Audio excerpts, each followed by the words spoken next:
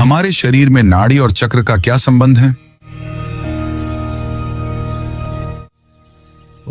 नमस्कार। हम सभी ने योग, प्राणायाम और ध्यान के दौरान दो शब्द सुने होंगे, नाड़ी और चक्र। लेकिन क्या आपने कभी सोचा है कि ये वास्तव में हैं क्या, और इन दोनों का हमारे शरीर और ऊर्जा के साथ क्या संबंध है?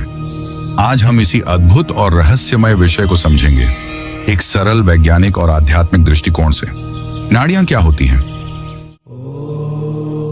योग शास्त्रों के अनुसार हमारे शरीर में ऊर्जा बहने के लिए कुछ सूक्ष्म रास्ते होते हैं, जिन्हें नाड़ी कहा जाता है। जैसे खून शरीर में नसों से बहता है, वैसे ही प्राण यानी जीवन ऊर्जा नाड़ियों से बहती है। कुल मिलाकर शरीर में 72,000 से भी अधिक नाड़ियां होती हैं, लेकिन 3 मुख्य नाड़ियां सबसे महत्वपूर्ण मानी जाती हैं। इड्डा नाड़ी, बाईं ओर स्थित, चंद्र ऊर्जा से जुड़ी हुई, ठंडी, शांत करने वाली। पिंगला नाड़ी, दाईं ओर, सूर्य ऊर्जा की प्रतिनिधि, गर्म और सक्रिय। सुषुम्ना नाड़ी, शरीर के मध्य में स्थित, रीढ़ की हड्डी के साथ चलने वाली, सबसे सूक्ष्म और शक्तिशाली। सुषुम्ना ही वह मार्ग है जिससे होकर आध्यात्मिक ऊर्जा यानी कुंडलिनी ऊपर की ओर चढ़ती है। चक्र क्या होते हैं? अब बात करते हैं चक्रों की। चक्र का अर्थ है पहिया या घूमने वाला ऊर्जा केंद्र।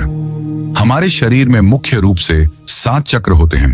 मूलाधार चक्र, रीढ़ की हड्डी के नीचे स्वादिष्ठान, नाभि के नीचे मणिपुर, नाभि के पास अनाहत, हृदय के पास विशुद्ध, गले में आज्ञा चक्र, भौहों के बीच सहस्रार चक्र, सिर के ऊपर 7 हर चक्र एक विशेष भाव, रंग और जीवन के क्षेत्र से जुड़ा होता है, जैसे सुरक्षा, आत्मविश्वास, प्रेम, अभिव्यक्ति, बौद्धिकता और अंत में आत्मज्ञान। अगर चक्र संतुलन में है तो व्यक्ति मानसिक, शारीरिक और आध्यात्मिक रूप से स्वस्थ होता है। लेकिन यदि कोई चक्र अवरुद्ध हो जाए तो उसका असर हमारे विचार, व्यवहार और स्वास्थ्य पर पड़ता है। नाड़ी और चक्र का संबंध। अब हम आते हैं इस चर्चा के सबसे महत्वपूर्ण हिस्से पर, नाड़ी और चक्र का आपसी संबंध।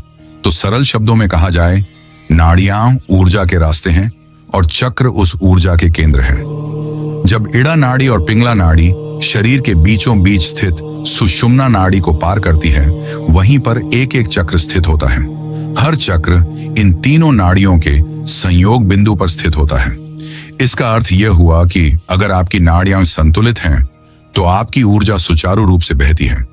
जब ऊर्जा सही रूप से चक्रों तक पहुंचती है तो वे जागृत होते हैं, और जब चक्र जागृत होते हैं तो आपका आंतरिक विकास, स्वास्थ्य और आध्यात्मिकता तेजी से बढ़ती है।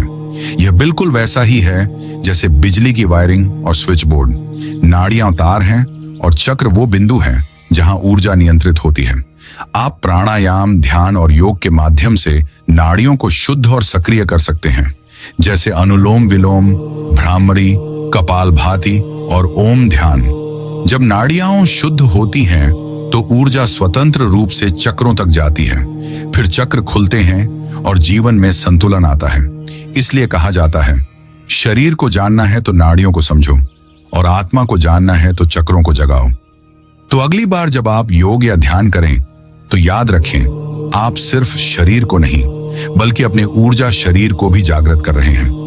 नाड़ी और चक्र, ये दोनों मिलकर हमें पूर्ण बनाते हैं। यही है योग का वास्तविक अर्थ, एकता, संतुलन और आत्मज्ञान। अगर आपको लगता है कि इंसान और ब्रह्मांड जुड़े हुए हैं तो इस विचार को आगे बढ़ाइए। वीडियो को लाइक, चैनल को सब्सक्राइब करें और अपनी सोच कमेंट में लिखें।